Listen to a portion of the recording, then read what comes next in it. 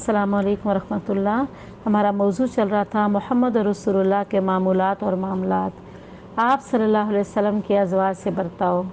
Number 1، نبی صلی اللہ علیہ وسلم اپنی ازواج کے ساتھ نہایت اچھا برتاؤ کرتے تھے، خوش خلقی سے پیش آتے، آپ ان کے ساتھ مزاح کیا کرتے تھے۔ نمبر 2، آپ صلی اللہ علیہ وسلم نے فرمایا، تم میں سے بہترین وہ ہے جو اپنے گھر والوں کے لیے اچھا ہے، اور میں تم میں سب سے بڑھ کر اپنے گھر والوں کے لیے اچھا ہوں۔ نمبر 3، حضرت عائشہ کو عائش کہہ کر پکارتے، ایک جگہ کھانا کھاتے، ایک برتن سے غسل کر لیتے، ان کی گود میں ٹیک لگاتے اور قرآن پڑھتے۔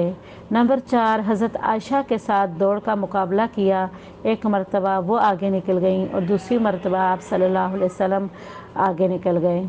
نمبر 5، ازواج مطہرات کے ساتھ عدل و انصاف کا معاملہ فرماتے، سفر پہ لے جانے کے لیے قرآن اندازی کرتے۔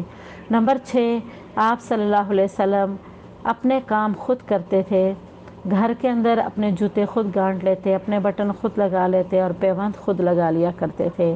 نمبر 7، حضرت اسود سے روایت ہے، کہتے ہیں میں نے حضرت عائشہ سے پوچھا، نبی صلی اللہ علیہ وسلم اپنے گھر والوں کے درمیان کیا کیا کرتے تھے؟ تو انہوں نے فرمایا، اپنے گھر میں کام کرتے، جب نماز کا وقت آتا تو اٹھ جاتے، یعنی اپنے گھر میں کام کرتے اور جب نماز کا وقت آتا تو اٹھ جاتے۔ تو یہ آپ صلی اللہ علیہ وسلم کا اپنے ازواج کے ساتھ بہترین تعلق تھا۔ آپ ان سے مذاق کرتے، آپ ان سے باتیں کرتے تھے، آپ ان کے ساتھ کام کرواتے تھے، آپ ان کے ساتھ جو ہے آپ ان کے ساتھ اچھی باتیں کرتے تھے۔ آپ صلی اللہ علیہ وسلم اپنی ازواج کے ساتھ مذاق بھی کر لیا کرتے تھے۔